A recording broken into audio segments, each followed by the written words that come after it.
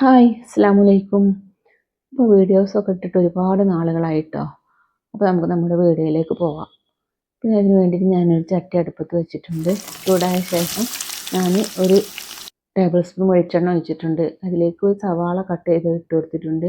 പിന്നെ ഒരു വലിയ തക്കാളിയും ഒരു 4 പച്ചമുളകും കൂടെ ഇട്ട് കൊടുത്തിട്ടുണ്ട്. ഇനി ഇതൊന്ന് വഴറ്റിയെടുക്കണം. ഇതിലേക്ക് തന്നെ ഒരു 4 ചുവന്ന മുളക്, ഒരു 1/4 ടീസ്പൂൺ മഞ്ഞൾപ്പൊടിയും കൂടെ ഇട്ട് കൊടുത്തിട്ടുണ്ട്. നന്നായി വഴന്ന് വന്നിട്ടുണ്ട്. ഇനി ചൂടാറിയ ശേഷം ഇത് നമുക്ക് മിക്സിൻ്റെ ജാറിലിട്ടിട്ട് ഒന്ന് അരച്ചെടുക്കണം.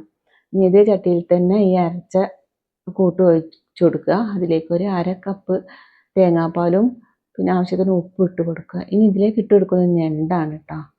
ഇനി ഇത് ഈ ഒരു മസാലയിൽ കിടന്നിട്ട് അരപ്പിൽ കിടന്നിട്ട് ഞണ്ട് നന്നായിട്ടൊന്ന് വറ്റിച്ചെടുക്കണം.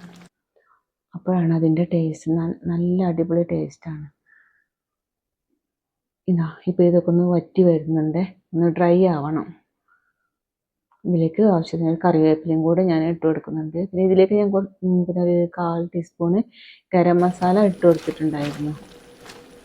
ഇപ്പോൾ ഒന്ന് നന്നായിട്ട് വറ്റി വന്നിട്ടുണ്ട്. ഇതാണ് ഇതിൻ്റെ പരുവം. ഇങ്ങനെ നിങ്ങളൊന്ന് ഉണ്ടാക്കി നോക്കുക, അടിപൊളി ടേസ്റ്റാണ് കേട്ടോ.